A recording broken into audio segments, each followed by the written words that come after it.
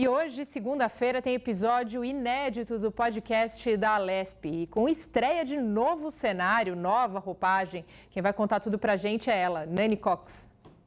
Exatamente, a gente conversou sobre isso na semana passada, né? O podcast da Alesp está repaginado, a gente tem estúdio novo, também toda uma identidade visual nova e hoje vai ao ar então o primeiro episódio, essa estreia do podcast da Alesp repaginado. A gente recebe o secretário dos Direitos da Pessoa com Deficiência, Marcos da Costa, para conversar sobre todos esses projetos que têm sido feitos neste ano, também em anos anteriores e as dificuldades, né? O cenário e os desafios para acessibilidade, também para a inserção das pessoas com deficiência aqui no estado de São Paulo. Eu separei um trechinho dessa entrevista para a gente acompanhar. Não tem porquê para cada política pública eu ter que fazer um laudo diferente. Então, ao longo da história, as secretarias de Estado, de uma forma geral, foram criando políticas públicas voltadas a beneficiar a pessoa com deficiência.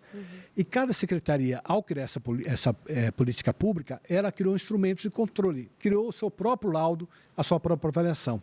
Então, hoje, tem diversas políticas públicas, diversas secretarias, e a pessoa com deficiência tem que fazer um laudo para cada política pública. Então, a ideia, primeiro, é unificar os laudos. Segundo, definir um protocolo único. Então, em uma estrutura única que permita a pessoa com deficiência ter o laudo de uma forma muito fácil, sem nenhuma dificuldade. E, por último, que esse laudo seja compatível com a natureza da deficiência. Então, deficiências permanentes, o laudo não tem que ter prazo de vigência. Deficiências temporárias, aí o laudo tem que ser provisório. E a política pública a ser feita para derrubar a barreira causada pela minha deficiência, mas dentro do meu contexto social.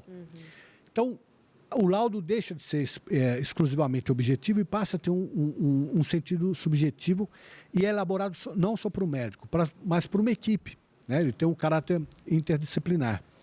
Então, o desafio também é nesse sentido. O próprio governo federal, embora tenha se estabelecido em 2015, até hoje não chegou a uma conclusão de como fazer esse laudo.